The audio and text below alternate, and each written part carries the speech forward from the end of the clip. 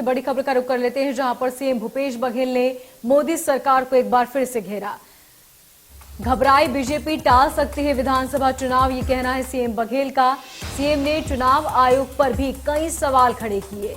ये बड़ी जानकारी रायपुर से आपको दे रहे हैं, जहां पर सीएम भूपेश बघेल ने एक बार फिर से मोदी सरकार को घेरा और कहा कि घबराई हुई बीजेपी एक बार फिर से विधानसभा चुनाव टालने की बात कर रही है और विधानसभा चुनाव टाल भी सकते हैं। इसके साथ ही उन्होंने चुनाव आयोग पर भी कई सवाल खड़े किए।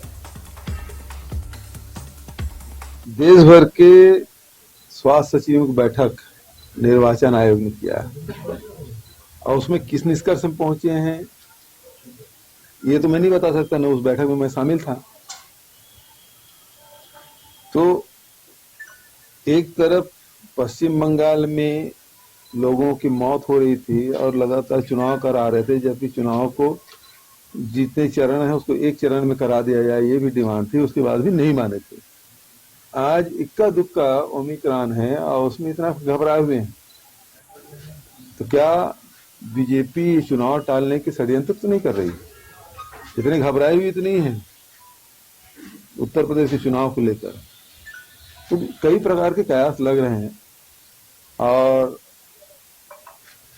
सबकी निगाह निर्वाचन आयोग पर है कि वो क्या निर्णय लेती है। वैसे भी अब निर्वाचन आयोग की विश्वसनीयता अब संदिग्ध हो गई है, इसलिए कि ये स्वतंत्र संस्थाएं हैं।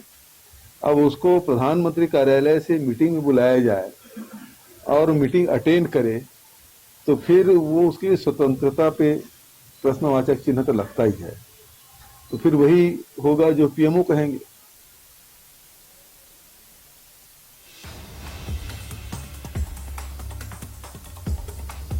तो बड़ी जानकारी आपको बता रहे हैं रायपुर से, जहां पर सीएम भूपेश बघेल को आपने सुना, जिन्होंने मोदी सरकार पर जमकर निशाना साधा और कहा कि घबराई हुई बीजेपी अब विधानसभा चुनाव टालने की फिराक में है।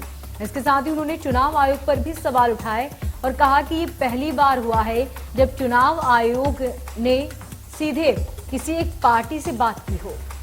और ऐसे में उन्होंने कहा कि जो विश्वसनीयता हमेशा चुनाव आयोग के प्रति लोगों की होती थी, अब वो विश्वसनीयता कहीं ना कहीं सवालों के घेरे में है।